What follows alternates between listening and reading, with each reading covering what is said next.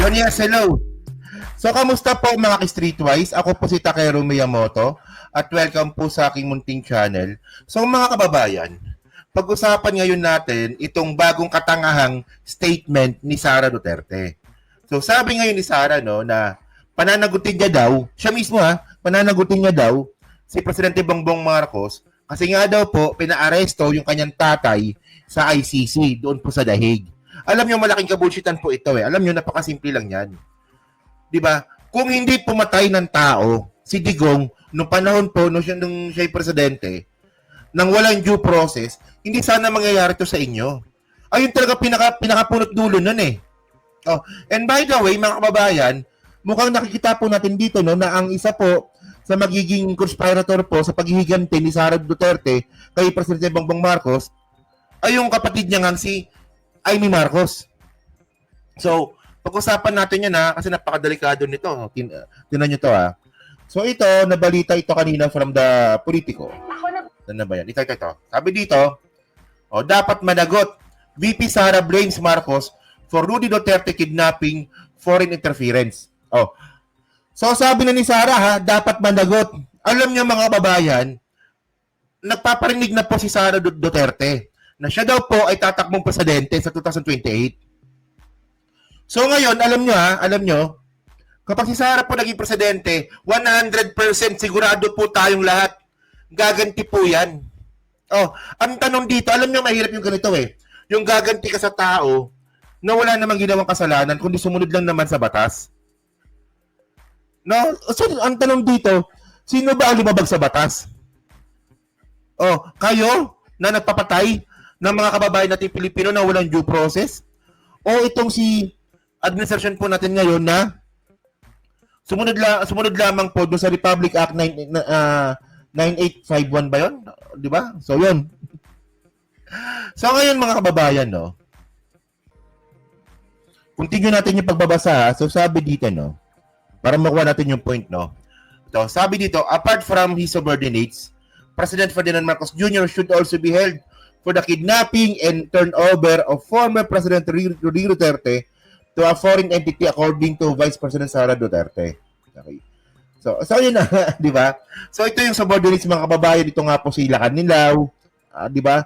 Sila Rimulya, sila Torre, sila Marbil. Ito nga po yung kinumplain ni Amy Marcos. So dapat daw kasama daw si PBBM doon. Tanga din talaga ito no? Di ba? Kasi paano mo isasama meron ng immunity si PBBM? Sabi dito, Duterte argued that there was no way authorities would have flown her father to The Hague to face the International Criminal Court without approval of Marcos. He claimed that her father's ICC arrest was clearly a violation of the country's sovereignty.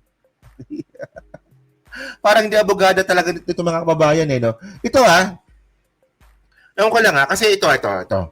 Alam niyo mga kababayan, maganda na po yung ginawa po ng ng abogado po ni Digong sa ICC about sa jurisdiction. Maganda na po yun. Di ba, sa hindi lang po nakakaalam nag-file po na petition itong si Nicholas Kaufman sa ICC na sinasabi na wala daw jurisdiction ng ICC sa Pilipinas. Wala ko naniniwala po ako doon na mukhang mababasura lang po itong petition po na ito ni Kaufman. At pag yan po, nabasura, pahiya si Sara Duterte dito. Di ba? Kasi lumalabas na may jurisdiction po talaga ang ICC sa Pilipinas from 2011 to 2019. At bukod doon mga kababayan, ang hinihintay din po natin dito, yung final po nilang kaso sa Supreme Court na sinasabi niya na wala daw jurisdiction ng ICC sa Pilipinas, pero nagkaroon na po ng court decision noong 2021 nung si Digong na nga po yung presidente noon na kailangan sumunod ng Pilipinas sa wrong statute na kahit tayo po ay nag-withdraw na, yung mga nangyari po from 2011 hanggang 2019, nung tayo pa ay miyembro pa, meron pong jurisdiction po ang ICC doon. Actually, meron na pong court decision po niyan. So, ang kailangan nilang dito is i-finalize yung decision. So, okay po ito. So, ngayon, dito sa sinasabi ni Sara Duterte na country sovereignty, hindi ikaw ang magdidesisyon. Supreme Court na nakapag-desisyon na nga sila noong 2021 at saka ICC. Well, alam ko natalo ko sa kaso dito. So, by the way, tuloy natin to, no? So, sabi pa dito, okay, dapat talaga managot ang Pangulo ng Pilipinas. Sabi ni Sara to, ha? Dapat talaga managot ang Pangulo ng Pilipinas because he allowed foreign entity, foreign organization to interfere with our national sovereignty, he said in a media interview on May 4, shared by the Office of the Vice President. Nag-report sa OVP. So ngayon, mga kababayan, malinaw na ito, kasi naniniwala naman tayo, no, na pag si Sara Duterte po naging presidente, at ayun naman ang gusto niya ito po ang isa sa mga gagawin niya. Maghigante at panagutin po si PBBM. Hanapan nila ng butas yan. At ang masakit nga po dito mga ka-streetwise, no, magiging kasabot niya pa dito si Amy Marcos. Kasi tandaan po natin na nung isang araw din po, no,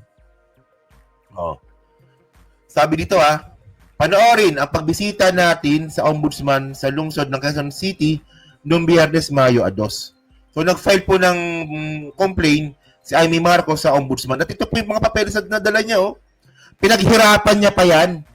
Gamit po ang pera ng taong bayan. Di ba? So, ngayon, ito gusto kong sabihin sa inyo Pag nanalo pa si Amy Marcos ngayon, actually, ulit yung sinasabi ito Pag nanalo pa si Amy Marcos ngayon, 2025, matatapos po yung termino niyan, 2031. Di ba?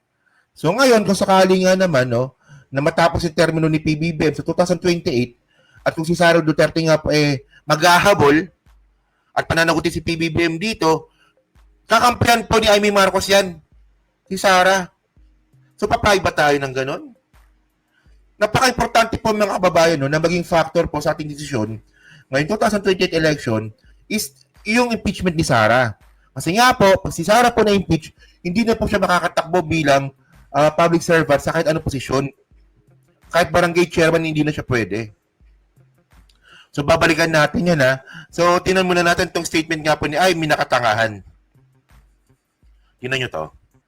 So, panoorin natin to, Tanga to, Wala pa lamang natin sa ombudsman. Wait. Yan. So, pala, sorry. Kapipila pa lamang natin sa ombudsman. Narito pa tayo ng tinatawag nating chairman's report tungkol sa investigasyon. Sa Chairman's report, siya rin yung chairman, di ba? takip kay Presidente Duterte dahil marahil may criminal and administrative charges na ipapain sa matataas na opisyal. So, okay na yan. At least, you get the point doon na ngayon, nag-file na nga po ng kaso si Amy Marcos na mayroong kasong admin tsaka kriminal.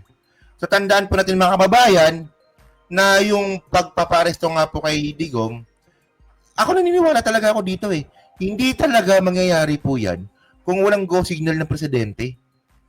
Totoo po yun. Naniniwala po ako doon. Kasi mas okay na po yung ganyan, di ba? Kasi akala kasi ni Digong, wala pong respeto po kasi. Tapos na po yung termino ni Digong, hindi pa rin po siya tumitigil sa pag-iingay. Okay, sana kung merong point yung batikos, yun nga lang wala Kasi una sa lahat, sabi ni Digong nung siya'y presidente, sabi niya, gusto niya ng charter change. Nung gagawin ni PBBM, ayaw niya na. Tapos, nagparatang na bangag yung presidente. Sabi naman ni Bato de la Rosa, walang report ng PIDEA na ganon. Meron daw kay Morales, tangan naman yun, gago yun di ba? Ang dami nilang ginawa. Tapos si Duterte, nag-uudyok po ng kudeta sa Pilipinas. Kahit ako presidente mga kababayan, ipapa-aresto ko rin po si Digong. Buti nga, hindi nga pinatay Ilaysisi lang So ngayon, tulad yung sinabi ko kanina, napaka-importante pong factor sa pagpili po natin ngayon sa senador, yung mga mangyayari po sa impeachment trial nga po ni Sara. Kasi once po na nakabalik po ang mga Duterte sa Malacanang, magkakanda-hetot-hetot po tayo. Ang pinaka-motivation po ngayon ni Sara dito, hindi po magsilbi para lang po maghigante. Di ba? So marami tayong pwede pagpilian. Well, medyo medyo kapos, medyo kapos nga tayo sa mga pagpipilian sa mga senatoriables po natin ngayon, di ba? Pero para sa akin, number one po talaga si Abalos. Di ba? Well, andyan si Kiko, di ba, na pinopromote din po natin, di ba? Well, kung gusto niyo lang naman, di ba? Tapos, di ba? Andyan si Soto, si Lacson, si Binay, di ba? So ngayon, ang number one po talaga natin si Abalos. Kasi alam yung nakakatuwa dito kay Abalos. Pakita ko to sa inyo, Alam naman po natin, no, na nung election, ang kakampi po natin dito, mga DDS. Di ba? Mga DDS mga kakampi natin dito. Pero sa hindi po inaasang pagkakataon, nung nagtarantado nga po itong si Digong, nagkahiwalay po yung DDS tsaka tayo mga PBBM supporter. At sa hindi po inaasang pangyayari, naging kakampi po natin, hindi naman 100% no, pero naging kakampi po natin ang mga kakamping. So ano bang gusto kong i-point dito mga kababayan? So ako naniniwala po ako no, na ini-endorso na po ng mga kakamping si Abalos. Hindi lang po tayong mga PBBM supporter ang number one si Abalos sa bolota, ngayon ini-endorso na rin po siya ng mga kakamping. For example nga, ito matagal na pala ito, no? Itong si Drilon. Alyansa para sa Bagong Pilipinas, Senatorial Bet, Benur Abalos thanked former Senate President Franklin Drilon on Thursday for his endorsing his candidacy ahead of the May 12 polls. Di ba? So si Drilon na isang kakamping. Yellow pa nga ito di ba? So si Lenny, alam naman po natin no, na ito former Vice President Lenny Robredo endorsed senatorial bids of former Interior Secretary Benur Abalos. At ang pinakabago ngayon mga kababayan no, si Vice Ganda. Kakamping din po yan si Vice. Okay. So ano bang point ko dito? Well, para sa akin at sa tingin ko naman mag-agree din po kayo na ang kailangan po nating senador ay bukod po sa mahusay, magiging fair po dapat sa magiging impeachment trial nga po ni Sara. So si Abalos po yun, yung pinaka-candidate po doon. So ngayon, ang point din po natin dito, no, na ako agree na tayong mga PBBM supporter, mga loyalista, pro-admin, di ba? Tsaka ito mga kakamping, meron tayong hindi pagkakasunduan Pero meron tayong bagay na pagkakasunduan. At ako naniniwala po ako dito dahil po sa endorsement po ng mga kakamping kay Abalos. Si Abalos po yung posibleng maging tulay po ng kakamping at saka ng mga PBBM supporter para po sa pinaglalaban po natin. Di ba? Saka na tayo mag-away. Pagtapos na po yung problema natin kay Sara at sa mga Duterte. Kasi mas maganda po talaga mga kababayan, no? For example, na maging balanse po talaga yung Senado natin. Di ba? So ito, madugtong ko lang, no? Na kaya nga po ako, no, na naniniwala po ako na kailangan po ng oposisyon sa Senado. Well, hindi naman si Abalos yun, pero ako, ang sinasabi din po natin dito, dapat po meron din po oposisyon. Oposisyon po na maayos. Hindi po tulad ng oposisyon na sila Robin Padilla na tanga, si Bato de la Rosa na puncher, si Buongo na pro-China. Hindi dapat ganun. Dapat po oposisyon na base po sa pulisiya, prinsipyo, at saka paniniwala. So kaya nga pinapasok ko rin po yung mga ibang kakamping dito, no? Pero syempre, number one natin si Abalos dito. Kaya yun mga kababayan, no? So ito po yung hindi po gusto ng mga DDS. Na yung kakamping tsaka PBBM supporter ng combine. Diba? So yun mga streetways to. So kayo po, no, pumasabi nyo nga po dito sa bagong paratang na naman. Actually, hindi nga to paratang Paratang na may halong paghihiganti ito Diba? So ano nga pumasabi nyo nga po dito sa planong paghihiganti ni Sara Duterte? Kasi ngayon, direkta niya pananagutin ko si Presidente Bongbong Marcos sa ginawa niya sa tatay ko. Diba? So ano nga pumasabi nyo nga po dito, no? And then ano rin pumasabi nyo nga po dito sa ating unifying senator na si Benur Abalos. Diba? Sana sa pa-comment po sa baba, binabasa ko pong lahat yan. At syempre dyan po sa Team Replay, pa-like, pa-subscribe. Kung hindi makalabisan, pa-share na rin po ng video po na to. So thank you mga streetways. So kita na lang ulit tayo sa susunod nating content. So thank you, salamat, and bye-bye.